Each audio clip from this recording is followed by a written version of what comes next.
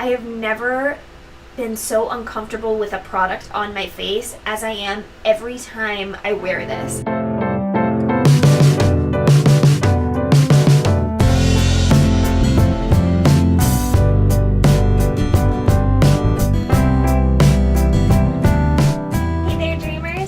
Jacqueline. Welcome back to Dreams of Music and Makeup and my new camera. If you haven't been here very long, this is definitely an upgrade. I have been doing videos for quite some time now, but this quality is new. So welcome. If you are new, consider subscribing if you haven't already.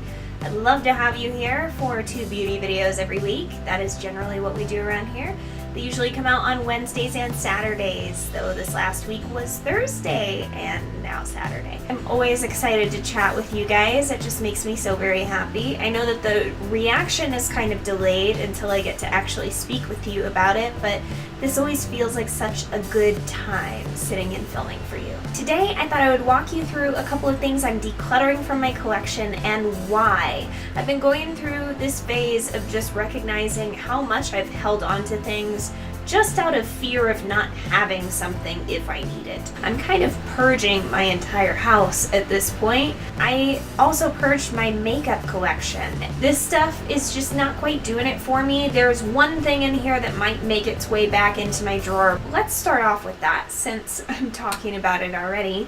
This is the L'Oreal True Match Lumi Glotion. This is a luminizing lotion that is beautiful on the skin. I thought for a while that this was breaking me out, but I wore this for a very long time a couple days ago and had no reaction whatsoever. So clearly I misdirected that unusual relationship that I was having with something onto this. Not sure how it's going to end up. This has not been an outstanding product for me, though it does make my skin look beautiful. So it's not the ideal primer in my opinion, though I might like it better in winter because it's a little bit more hydrating, but it doesn't really act like a primer otherwise. It just provides that kind of luminosity. As it stands right now, it's just not wowing me, and I don't know if it's going to stay in my collection.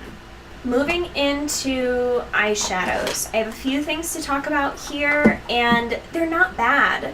None of these are bad, but these 2 Physicians Formula quads I am getting rid of because I never reach for them. These are not only limited edition to where you guys can't get a hold of them anymore, but other than filming that video for you guys talking about this collection, I really never reach for them. They're beautiful shades, but if I want purple shades, I generally don't want shimmers, and they're both shimmers in here. They look wet, they're very creamy, they're kind of crumbly, so you do have to kind of drag them to work them into the skin, but they're beautiful. I don't use them, and it's just time for me to let them go. These were from the Physicians Formula 80th Anniversary Collection. This is the Wet n Wild Comfort Zone palette from their remastered new eyeshadow collection. While I like these shadow palettes, I am hanging on to another one, which is the Rosé in the Air palette. That one is kind of a dupe for the Modern Renaissance, or at least most of the Modern Renaissance by Anastasia, if you're on the hunt for a good dupe. That one I held on to because it's a good one to travel with so that I don't risk my Anastasia one. Plus it takes up less space. This one I just don't find myself reaching for. The transition shades are really nice, but the other shades just don't hold much appeal for me. If I'm not using the majority of it, it doesn't make sense for me to hang on to it. I mean, that's palettes in general. So for that reason, I am decluttering this. This is a great $5 palette that you can pick up at your local drugstore. I'm not saying that it's bad, I'm just letting you guys know that's why you're not going to see it in my collection anymore. This Wet n Wild Mega Glow Highlighting Gold Bar. This was limited edition and beautiful, but they did re-release it in a couple of different like gift sets and things like that since. And so that's kind of the reason why I was able to excuse hanging on to it as long as I have. While I liked this highlighter, it has more of that like microfine glitter, so it would kind of migrate to other areas of my face throughout the day. So for that reason, it just wasn't ideal for me. You can see that the surface of mine is kind of messed up because I did try to make like a body oil out of it at one point. That totally failed. That's one of those videos you guys never saw just because it was that bad. I think you guys are going to be proud of me. There are several highlighters in here, and I am a highlight junkie. Like self-proclaimed, that is something that I struggle with. If there's a new highlight out there, I need it, I want it, I need to see it on my skin. It's a drug to me. It's ridiculous. I am decluttering this Makeup Geek Psychedelic Highlighter. This is a beautiful highlight. You can see that it's kind of a gold and pink duochrome. While it is beautiful, on my skin, this flashes very pink, and that just doesn't suit my skin tone very well. Something similar that I am hanging on to is this Kat Von D eyeshadow in the shade Thunderstruck. That one, I can see both gold and pink, and it diffuses into the skin beautifully. This is a single shadow. I think they are discontinuing this, but last I checked, this color specifically was still available on Sephora's site. So definitely grab that if that's something you are interested in. I am decluttering both of my Laura Geller Baked Gelato Swirl Illuminators. These are beautiful highlighters, but they just do not get any action in my collection. I have other things that I like more than this, so they just don't see the light of day very often. This Gilded Honey I purchased after, I think it was finally after seeing it on Desi Perkins, that I was just like, yep, I need that. Truly nowhere near as pretty on my skin tone as it is on hers, as it's a little bit dark for me. Peach Glow is also stunning. Beautiful reflective highlighters with Gilded Honey on top and then Peach Glow underneath.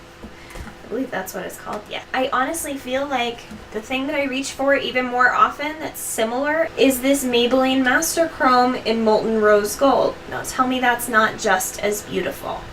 I find that I reach for that one more. It's less neutral. It's a little bit more warm toned. I'm also giving up on this ColourPop House of Mirrors duo. This is fairly new to my collection, so if this is surprising to you, these are not for the same skin tone. These two products are for two different people, and it's unfair to sell someone a product where they can only use 50% of it, and that's just what this is to me.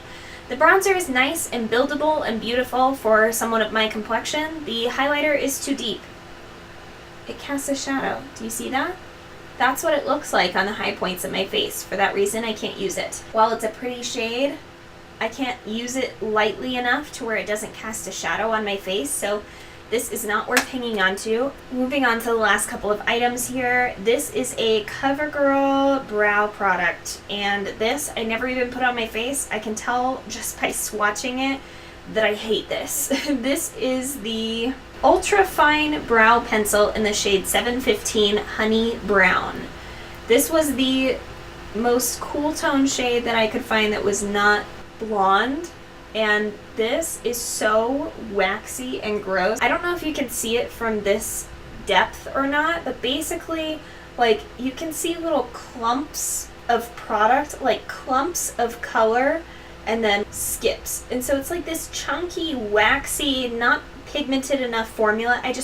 I can tell it's going to be a patchy mess, and I am not interested in putting that on my face. So no thank you, done. That's one of those reasons why I wish that American drugstores had testers for things, because had I been able to swatch one of these, I never would have bought it. But now I can't find my receipt or anything or remember where I purchased it, so now I can't return it, and that's money down the drain. I have tried to film a video wearing this foundation several times, and it just so happens that the videos I'm filming when I'm wearing this just don't end up being videos that I want to put out to you. They end up being ones that I've scrapped and just not liked or something, and so you guys have not seen me talk about this foundation. And this is the Revolution, or Makeup Revolution, Fast Base Stick Foundation. This is shade F6. If you are similar to me in undertone and depth, that is your shade. At least it's the more neutral undertone as far as kind of on the light to light medium spectrum.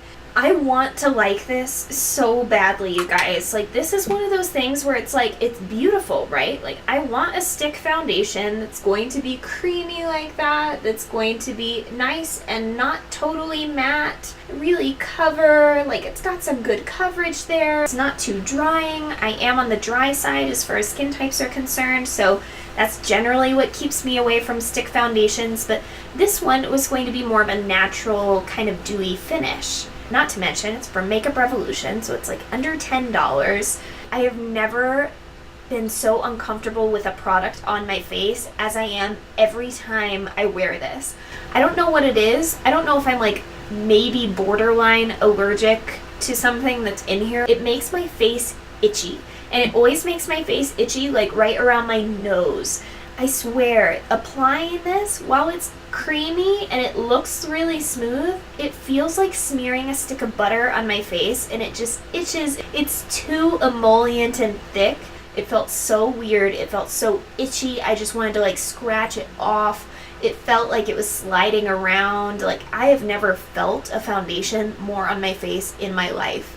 And I'm not someone who's very sensitive to that. This was that foundation that I was saying the other day I think it was in my unboxing of this camera, that I was super excited for you guys to not have to take my word for when a product is doing something poorly. But on camera it looked fine with my old setup. This was that foundation. I've worn this so many times. I can't get it to work for me. It was terrible. It was hideous. So I cannot recommend in good faith something like this to you guys. It failed me so hard. Nope, I have one more product. I'm so sorry. I have a hair product I was hoping was going to be a dupe for you guys, because my favorite hair product... Not in my rolly chair. Could not roll. So my favorite hair product is this hair mist by Davines. I get this at my salon. This is the Volume Hair Mist. It's a volume booster for limp or fine hair. That is me. That is your girl right here. I did recently go more blonde with my hair. I'm going to be continuing that process and intensifying that more here in another week or so. My hair at any given time is about 50% this product. My hair is so flat to my head if I don't do anything. And this gives it the most grip while volumizing. It's so nice, and it smells delightful. But it's like 40 bucks. I'll go through it in a few months. This smells very coconutty, so that was a downside against it in the first place. Matrix Biolage Volume Bloom Full Lift Volumizer Spray. I want to say I've used like a third or a quarter of it even. This provides that same level of grip and texture to the hair that the Volume does, but this is so dense that my hair only looks good for like 15 minutes and then it falls, and I can't revive it because this is so dang heavy. I can't. This is terrible. If you have fine hair like me, do not get that product. Now that concludes this video for you. If you have some product disappointments in common with me, or you're decluttering some similar items, let me know down below. I would love to hear your thoughts. Or if these are your tried and true products, let us know in that comment section down below. We are all different, and that's what keeps this so interesting.